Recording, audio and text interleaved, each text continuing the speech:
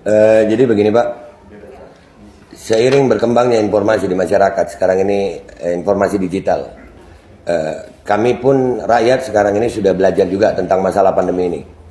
Dan dari awal kejadian saya, mungkin Bapak tahu itu sama Dr. Louis, ya, kami sampai hari ini kami menunggu adanya diskusi debat terbuka antara dua pihak atau dua mazhab dokter yang pro tentang COVID dan vaksinasi, dan yang anti vaksinasi. Ya, karena masing-masing punya data. Saya di sini berbicara, saya kira tadi saya ditemui oleh Pak Menterinya. Kalau saya ditemui oleh Pak Menterinya atau jubirnya, saya meminta Kementerian Kesehatan memberikan apa yang sudah kami minta lewat lapor.go.id tentang keterbukaan informasi publik. Dan itu kami juga sudah melayangkan surat ke Ombudsman. Ombudsman juga akhirnya merekomendasi. Artinya di sini ada beberapa hal yang kami perlu pertanyakan masalah pandemi. Yang pertama masalah PCR, keakuratan PCR. Yang kedua masalah efikasi vaksin. Yang ketiga masalah kontrak vaksin pemerintah Indonesia dengan produsen vaksin. Dan penggunaan EUA, Emergency Use Authorization. Kenapa harus dimandatorikan? Kenapa harus didaruratkan? Dan masalah penggunaan vaksin anak untuk sebuah penyakit yang tingkat kesembuhannya 99,sekian%, kenapa anak harus diintimidasi dengan vaksin? Anak Indonesia bukan anak yang penyakitan. Anak Indonesia anak yang sehat. Dan tidak sedikit Pak, kami sekali lagi tidak anti vaksin, kami anti pemaksaannya. Andai kata vaksin ini dilakukan secara sukarela, kami tidak seperti ini Pak. Kami jadi curiga dengan isi vaksin justru karena adanya kebijakan-kebijakan yang merubah negara demokrasi Pancasila ini, yang mana demokrasi Pancasila ini berbeda Tuhan, kita harus toleransi Pak.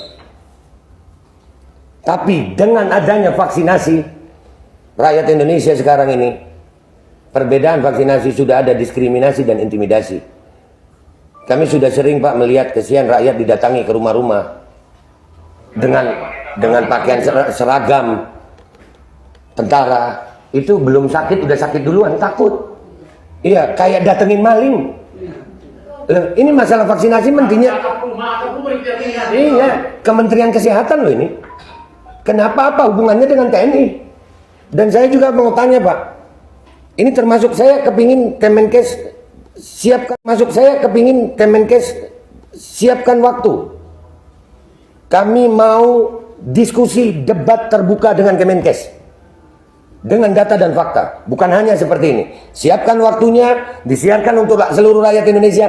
Kami akan datang dengan tim terbaik kami. Kami akan bongkar semua data kami. Dan silakan Kemenkes bantah. Dan saya menuntut hari ini ada perjanjian tertulis antara saya dan Kemenkes.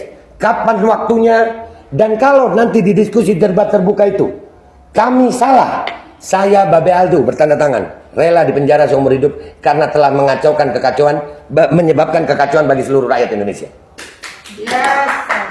Jadi itu yang saya tuntut. Saya tuntut adanya, kan kita di negara demokrasi Pak. Bapak menerima kami dengan baik, kami pun senang ini Pak. Alhamdulillah, ini yang kami cari dari beberapa waktu. Saya berteriak-teriak di medsos, tapi lucu Pak, saya berteriak di medsos bukannya dipanggil, tapi dibungkam. Medsos saya dihilangkan, bikin lagi, dibungkam lagi, bikin lagi. Kalau saya memang melanggar hukum dengan kalimat dan narasi saya, kenapa saya nggak dipanggil polisi? Kenapa pihak Kemenkes tidak mau memanggil saya? Apakah memang karena saya benar tapi didiamkan? Atau kalian tahu apa? Nah, ini yang perlu kami diskusikan. Kehadiran kami di sini sekarang ini Pak, khususnya kami ini yang masalah vaksinasi.